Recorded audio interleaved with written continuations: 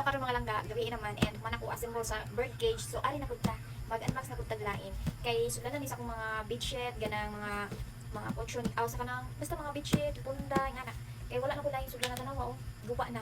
So mo ni siya ang sa una na ko nga kuan mga langga. For example pa ni siya and naguba na gyud. Ako na lang jud siyang kanang antos na lang gyud siya nako kay wa may lain.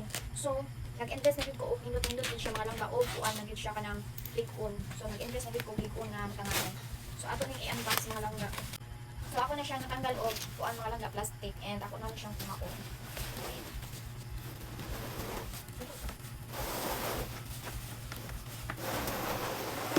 So inani di siya mga langga. So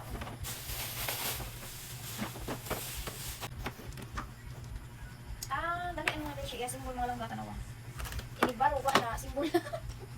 Siya guide ari and naana ko siya kuligid. Kay bisag asa mo siya ibutang pwede ra. So yan na siya mga langga. Nga kami imo na siya isumpay. Dali na lang gid siya kaayo isimbol. Wait lang.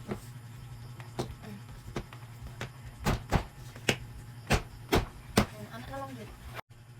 So mga nina ni ang mga langga, mura siya ipabaro gra niya. Imo na dayon siya ipit di ani para lock. So mga sa loob. Anak. Tapos ano siya usa.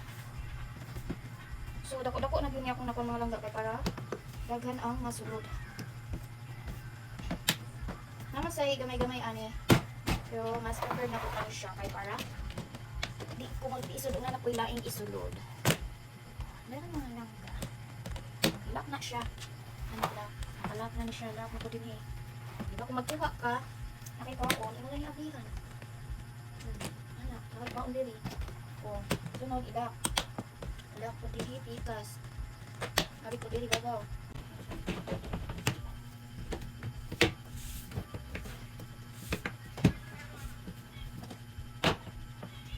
Yan siya mga langga. Open na siya. Open, close. Yan. Then, nanapod siya. Yan.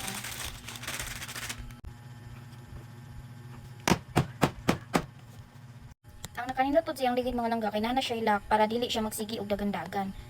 Di ba? Na siya lock. And ingon ani ra magkuha og sinina. Imo lang ni siyang i-open. Then magkuha na dayon ka or sinina bay butang or mga bedsheet ngana. So dako-dako na gid siya mga langga. Di ba? Perfect.